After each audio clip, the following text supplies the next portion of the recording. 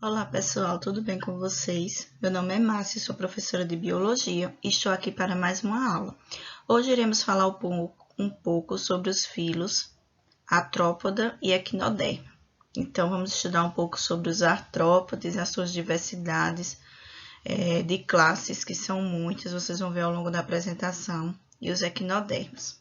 Vamos lá. Então vamos começar falando um pouco sobre as características gerais dos artrópodes. Eles são triblásticos, ou seja, são animais que apresentam 3 folhetos embrionários, ectoderme, mesoderme e endoderme, são celomados e são protostômios, ou seja, no seu desenvolvimento embrionário, ele desenvolve primeiro a boca para posteriormente desenvolver o ânus. São animais que apresentam apêndice articulados. O que quer dizer isso? Essas patinhas aqui que vocês estão vendo na imagem, apêndices articulados, que vai servir para um animal nadar, andar, se locomover em um ambiente em que está inserido. Os apêndices nas regiões da cabeça são sensoriais, servem para eles perceberem um ambiente, para sinalizar se ali tem algum alimento disponível, etc. E eles têm o corpo dividido em tagmas. O que quer dizer isso? São fusões de metâmeros. Então, ele tem o corpo metamerizado e as funções desses metâmeros vai variar entre as classes de artrópodes. Então, no caso dos insetos, eles vão ter o corpo dividido em cabeça, tórax e abdômen. Já no caso dos crustáceos, como vocês estão vendo aqui, ele tem o cefalotórax e o abdômen. Esse cefalotórax é a fusão da região cefalizada, que é a cabeça, juntamente com o tórax. Como os dois são fundidos, são chamados de cefalotórax, ok? Dando continuidade. Entre outras características, também a gente observa a presença de um exoesqueleto de quitina. O exoesqueleto serve para o animal mudar. No momento que o animal está em desenvolvimento, ele apresenta um desenvolvimento descontínuo com equidese. O que é isso? O animal, a epiderme dele vai desenvolver uma substância rica em quitina, que vai formar um exoesqueleto. No momento que o animal vai mudar, esse exoesqueleto ele fica lá e ele sai com uma nova casca. Aqui, gente, eu coloquei um gráfico mostrando para vocês o crescimento. Então, quando ele não está em estado de muda, ele tem uma curva reta, ó, ele está em linha, né? Quando ele vai mudar, sobe a produção dessa quitina e ocorre a muda, o crescimento do inseto. Então, quando ele muda, ele passa um tempo estável e depois muda novamente. E assim vai. Então, à medida que esse exoesqueleto vai ficando velho, ou que ele não comporta mais a carapaça para que o animal consiga sobreviver, então ele vai fazendo essa muda ao longo do seu desenvolvimento e do seu ciclo de vida. Além disso, os artrópodes eles são animais que apresentam simetria bilateral, eles apresentam um sistema digestório completo, como vocês observam aqui na imagem, com boca e ânus. Vamos ver mais o que eu observo no sistema digestório. Começa na boca, passa pela faringe, esôfago, ele tem um papo onde ele vai armazenar, né, o alimento que é ingerido, a moela onde o alimento vai ser triturado, seco gástrico, o estômago, os tubos de Malgip, que vocês vão ver no próximo slide, que é responsável pela excreção do inseto, está relacionado à excreção, o reto, né, e o intestino. Eles são animais que, dependendo do ambiente em que estão localizados, apresentam diferentes tipos de respiração. Vocês vão ver na classe de insetos, vocês vão ver na classe dos artrópodes, que vai ter artrópodes terrestres e artrópodes aquáticos. Então, eu vou ter respiração traqueal, branquial e filotraqueal. O sistema circulatório dele é aberto, ou seja, o sangue vai circular em cavidades livres. Essas cavidades são chamadas de hemocélio. Então, ele tem um coração, o sangue circula dentro das artérias e escapa por essas cavidades, que são chamadas de hemocélio. O sangue é chamado de hemolinfa, então hemolinfa é um termo que é usado para designar o sangue dos insetos, ok? O sistema circulatório aberto, porque essa hemolinfa ela não circula somente no interior dos vasos. Eles são animais que apresentam excreção através do túbulo de Maulgipe, glândulas coxais e glândulas verdes, dependendo da classe em que estão inseridos. Apresentam sistema nervoso ganglionar ventral. Então, a gente observa aqui nessa imagem que eles têm um gânglio cerebral na região da cabeça. Olha aqui, está representado por essa cor amarela. E, além disso, ele apresenta um cordão nervoso que ultrapassa todo o corpo do animal, certo? Eles são animais dioicos, quer dizer que eles apresentam sexos separados, eu vou ter o macho e a fêmea. Eles apresentam fecundação interna, quer dizer o quê? Que o macho ele vai lançar o espermatozoide dentro do corpo da fêmea. E, além disso, eles apresentam desenvolvimento indireto, como eu coloquei aqui nessa imagem para vocês.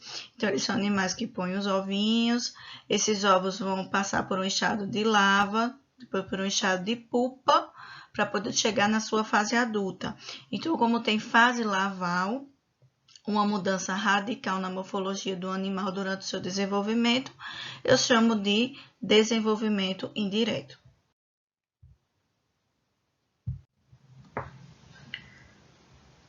Bem, pessoal, dando continuidade, a gente agora vai falar um pouco sobre as classes, como estão classificados os artrópodes. Então, a primeira classe que eu vou explicar para vocês são a classe insecta, que são os insetos em gerais.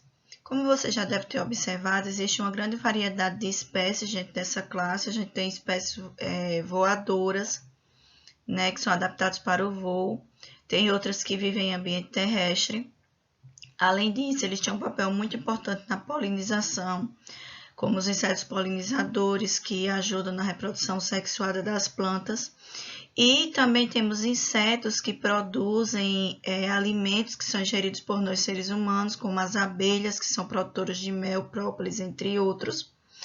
E tem insetos também que eles são causadores, eles são considerados vetores de transmissão de doenças que acometem nós seres humanos. Então, a gente tem na classe insecta desde os benefícios aos prejuízos que pode causar a nós seres humanos. É uma classe bem diversificada, boa de ser estudada para os biólogos que optam por essa área do conhecimento, porque eu tenho uma vasta quantidade de espécies, né, que eu posso estar estudando aí. Outra classe bastante diversificada é a classe crustácea. Eu vou ter o caranguejo, a lagosta, como vocês estão vendo aí, o camarão, o siri. Eles são animais que eles têm fins comerciais, ou seja, existem pessoas que sobrevivem comercializando esses animais. Eles são animais geralmente típicos de estuário, então é um ambiente marinho que deve ser bastante preservado, porque senão essas espécies podem chegar a entrar em extinção, né? Havendo desequilíbrio tanto ecológico, porque a natureza vai sentir a falta desses animais na sua cadeia alimentar, no seu equilíbrio, e também econômico, porque tem muitas pessoas que sobrevivem de comercializar esse tipo de animais. Nós temos a classe aracnida, né, como as aranhas, os escorpiões, os carrapatos. São uma classe também bastante diversificada. É um pouco difícil para nós seres humanos a questão da convivência com os aracnídeos pela questão do veneno. Mas eles também têm o seu fim comercial, os venenos são extraídos às vezes para a produção de soro e tem a sua finalidade, né, no ecossistema. Eles são animais que, como todos os outros, também são importantes para a cadeia e o equilíbrio ecológico. Aí temos também a classe quilopoda, que nós temos, no caso, as lacraias, como eu coloquei aí na imagem. E temos a diplopoda, que no caso é o piolho de cobra, como vocês estão vendo aí na imagem. Dando continuidade, agora nós iremos falar um pouco sobre os equinodermos. Eles são animais triblásticos, ou seja, apresentam 3 folhetos embrionários, são celomados e são deuterostômios. Quer dizer o quê? Que no desenvolvimento embrionário, eles desenvolvem primeiro o ânus para depois desenvolver a boca. Ele tem um endoesqueleto calcário. Esse endoesqueleto é responsável pela formação dos recifes de corais. E ele tem um sistema hidrovascular ambulatório, ou seja, tem esses pés ambulatórios e esse sistema hidrovascular permite a locomoção, certo? Então, aqui vocês estão vendo na estrela do mar que ela tem a simetria radial, tem um raio central e que puxa para os seus tentáculos, e esses pés ambulatórios no final, com o sistema ambulatório sendo representado aqui na cor azul. Aqui eu tenho a epiderme de um equinodérmio, mostrando a placa calcária, que é o que sobra no endoesqueleto calcário, a parede do corpo deste animal. Então, isso aqui é a morfologia, certo? Eles têm espinhos que vão ajudar na proteção e na locomoção. Essas estruturas aqui que vão ajudar na limpeza do corpo. E papilas, que vão servir para a respiração e excreção. Bem, pessoal, dando continuidade, em relação à digestão, ele vai ter digestão extracelular, tem um sistema respiratório e excretor que pode ser, no caso dos ouriços do mar, eles são formados por brânquias, certo? No caso das estrelas do mar, elas vão ter pés ambulacrários, que fazem parte do seu sistema hidrovascular, como eu expliquei na figura anterior. Além disso, as estrelas do mar elas têm papilas respiratórias que estão localizadas entre os seus espinhos e são parecidos com as brânquias, que ajudam também no seu processo de excreção e respiração. E tem a árvore respiratória, que são ramificações, certo? No caso do pepino do mar, ele tem essa árvore respiratória, é aqui. São essas regiões aqui localizadas na cor amarela, que está sendo expressado na cor amarela, certo? Aqui dentro eu observo o intestino, a região dos músculos, né? As glândulas, que no caso vai formar os gametas, o estômago e os testículos. No caso, esse daqui é um animal do sexo masculino. Além disso, o sistema nervoso e sensorial, no caso dos equinodérmicos, ele é formado por anéis nervosos, ou seja, você observa aqui um anel neural no centro da estrela do mar. Esse anel ele tem radiações em nervos que se estendem por todo o corpo do animal. Isso permite que ela tenha uma sensibilidade ao local que está inserida, né, tem uma percepção do ambiente através de receptores químicos e fotorreceptores. Em relação à reprodução, são animais dioicos, ou seja, têm sexos separados, apresentam fecundação externa, então ele lança os gametas na água, e tem desenvolvimento indireto, ou seja, em algumas espécies eu vou ter a formação de mudas. Não vai ser um desenvolvimento contínuo. Existe uma grande capacidade de regeneração. Eu coloquei aqui para vocês o exemplo da estrela do mar. Então, se eu pegar uma estrelinha dessa, cada tentáculo desse cortar, se ela estiver em condições apropriadas, cada pedacinho desse vai gerar uma nova estrela. Então, elas têm a capacidade de regeneração, ok? Isso daqui é um tipo de reprodução sexuada. Agora vamos comentar um pouquinho sobre as classes dos equinodérmicos. Eu tenho a classe asteroide, que no caso é formado pelas estrelas do mar. As estrelas do mar, elas são animais carnívoros, se alimentam de carne, principalmente de molúsculos e anelídeos. Eles são animais que apresentam pés ambulacrários, como eu já expliquei para vocês, né, que vão auxiliar na respiração e na excreção deste animal. Eles têm simetria radial, onde eu tenho um raio no centro que puxa para as extremidades. No caso da reprodução, eles se reproduzem tanto de forma sexuada como de forma assexuada, através do processo de regeneração.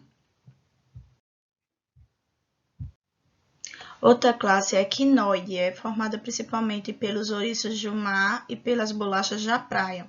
Eles são animais que se alimentam de algas e detritos que são raspados das rochas e se locomovem principalmente através dos seus espinhos e por pés ambulacrários. Eles também apresentam esse tipo de estrutura na sua epiderme que auxilia no seu processo de locomoção.